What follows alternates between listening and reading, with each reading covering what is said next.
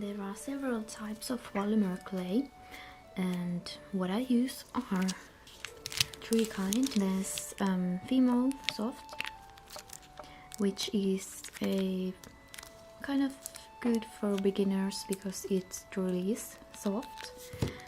Then there's Primo Scalpy, which I think is maybe the easiest to work with because Fimo tends to get too soft at times. And then there's Cernet, which is almost has like a porcelain finish to it, so it's kind of different from the two others. And polymer clay needs to be baked in an oven, and each package has the instructions in how long and in what degree to bake them, but I usually use this one. So it says 110 degrees Celsius or 230 Fahrenheit and about 30 minutes, and usually I bake about 20 minutes. I mix and match my clay types very often, so I usually use this baking instruction here, even though I use these two and they have kind of slightly different baking instructions, but still. And this has maximum of 130 and about 15 to 30 minutes. So when you open your package of clay, the clay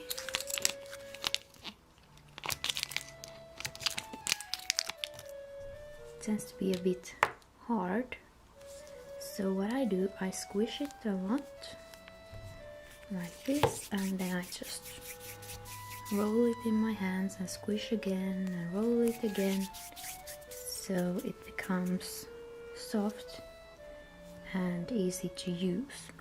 But sometimes you might have clay like this one is,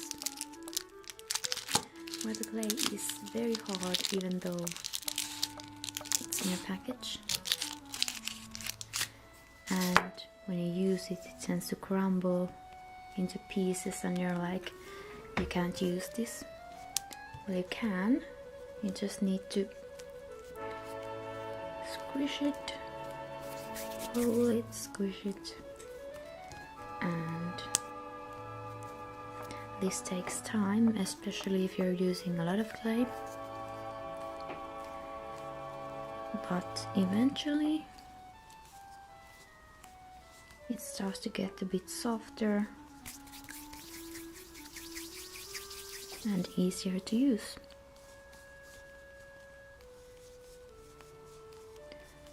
And now another lesson we learn is that when you use dark colored glaze like black or red, it tends to leave color in your hands. So now that I used the black first and then the gold, the black color has gone into this gold clay, and there's nothing really you can do about it except for trying to like work it into the clay. Another question you've had is how come my white clay stays so white, and how come there are no fingerprints in the work that I make? Well, first of all, there are fingerprints. It's difficult to see in the camera, I think, but for example in the ears there are definite fingerprints. So they're difficult to avoid. You could use like plastic gloves. Yes. So, and second of all, white clay, it's not that white. You can see there's some dark spots here. So it's difficult to keep it totally white, but there are tricks. So first of all, you need to have a very clean surface. I usually use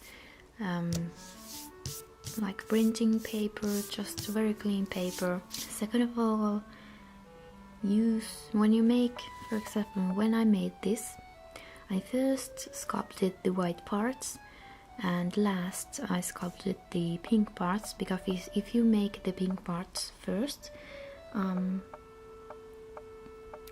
the white clay tends to catch the color and it becomes also use clean hands. And last but not least, when I work with clay, I take my white clay, and what I do first is I take a very, very small amount. You've washed your hands, but they still have a kind of dirt in them. You just can't wash all of the dirt out, even if you try. So I take a small piece of light colored clay and just roll it in my hands. And now the hairs and dirt that were in my hands get attached to this small amount of clay, and now I can start working on a large amount of clay without worrying that this whole work will go to waste. What I use for glaze or gloss is this kind of bottle from this company, which is a German company that also makes Fimo clay. So that is what I use. You can also try to use clear nail polish, but I've heard in the long run that it's not good for your clay. Now, when I make charms or anything, when I paint the eyes, I use acrylic paint, bought from just a normal store. Then I use this kind of eye pin, which is from a craft store.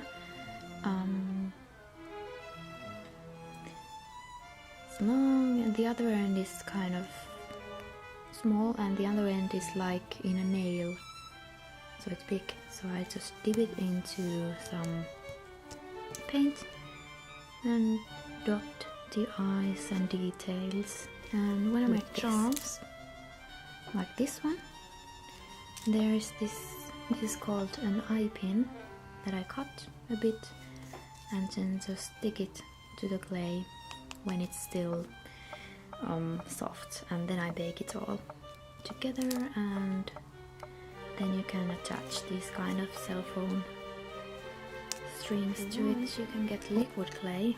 There are two kinds. This is Sculpey liquid clay, this kind of bottle, and you bake it along with the clay. Also this Fimo, similar to the Sculpey one, and with these you can make whipped cream, or then these kind of necklaces, which I have a couple of tutorials on. What I use for a knife, you can actually use any kind of knife you want, or even like a non-sharp one, but this is quite sharp. This is a craft knife or X-Acto knife, I think, and it looks like this, and this end comes off, so you can change it when it's down. This usually comes with kind of an extra blade, so you can use it many times before buying it. Your clay, I just have a basic oven sheet and paper, and then you just place your sculptures over here and put them into the oven. So you turn this on, it's 110 degrees also,